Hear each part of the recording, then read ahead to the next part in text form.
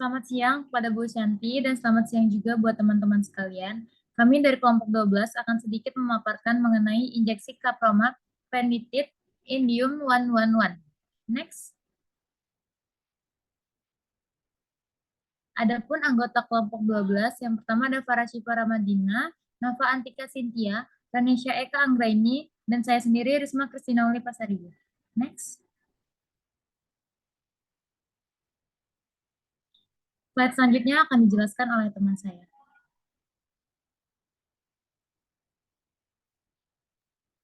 Baik, untuk struktur kimianya seperti yang terdapat pada layar. Kemudian selanjutnya sifat fisika kimia. Yang pertama itu pH 7,0, waktu paruh 2,8 hari dan menghasilkan radiasi gamma dengan energi 171 dan 245. Nomor atomnya yaitu 49, penyimpanannya pada suhu 2 sampai 8 derajat Celcius itu menurut Rivi, Deng, dan Herb 2015. Kemudian koefisien partisi 0,014. Kelarutannya larut dalam etanol 95% dan air, tidak larut dalam kloroform dan eter, itu menurut Sun et al. 2023. Kemudian untuk berat molekul sebesar 4,200,522. Titik leburnya 210 sampai 220 derajat Celcius. Density-nya 1,05 sampai 1,08 gram per centimeter kubik menurut Chemical Book. Kemudian stabilitas injeksi Capromab Penditide Indium 111 stabil selama 24 minggu pada suhu 2 sampai 8 derajat Celcius dan 25 derajat Celcius. pH injeksi stabil pada 6,5 sampai 7,5. Viskositas injeksi mengalami penurunan pada suhu 25 derajat Celcius setelah 24 minggu penyimpanan. Kadar Capromab Penditide stabil pada 99,8% selama penyimpanan.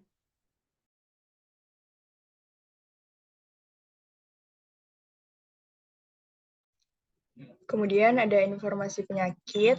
Yang pertama ada indikasinya, injeksi Capromab Penditid Indium 111 digunakan pada pasien kanker prostat sebagai agen pencitraan diagnostik untuk mendeteksi metastatis nodal praprostatektomi atau kekambuhan pada pasien pasca prostatektomi dengan peningkatan antigen spesifik prostat atau PSA. Ini menurut NCBI. Untuk diagnosis kanker prostat juga sebagai deteksi metastatis intrapelvis. Ini menurut drugs.com. Next. Untuk diagnosis klinis dari kanker prostat adalah dengan anamnesis, dengan LUTS, kemudian dengan pemeriksaan fisik atau RT, dan penunjang atau PSA dan radiologi.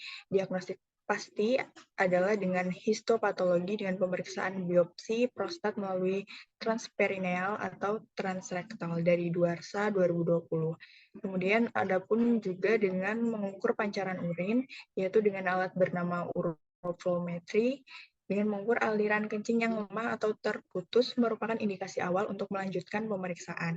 Kemudian bisa dengan colok dubur, yaitu dengan dokter memasukkan jari ke dalam anus untuk meraba bagian belakang kelenjar prostat.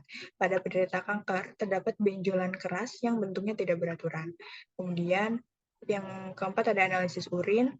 Kadar PCA3 yang tinggi dalam air seni dapat merupakan indikasi kanker prostat. Tes ini lebih akurat dibandingkan dengan tes PSA. Kemudian untuk yang keempat ada biopsi untuk mengambil sampel jaringan prostat untuk diperiksa dengan mikroskop. Dan yang keempat ada tes PSA itu untuk mengukur kadar antigen khusus prostat atau prostat spesifik antigen atau APS dengan dalam darah. Next.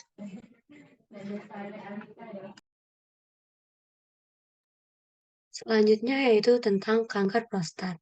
Kanker adalah pertumbuhan sel yang tidak normal dan dapat tumbuh dengan cepat dengan kemungkinan menyebar yang tinggi tanpa diketahui melalui pemeriksaan normal.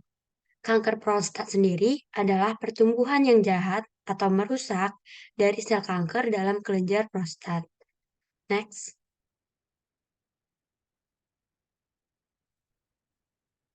Tanda dan gejala dari kanker prostat, yaitu kanker prostat sendiri tidak memberikan sinyal peningkatan yang tipikal walaupun ada dalam tubuh penderita.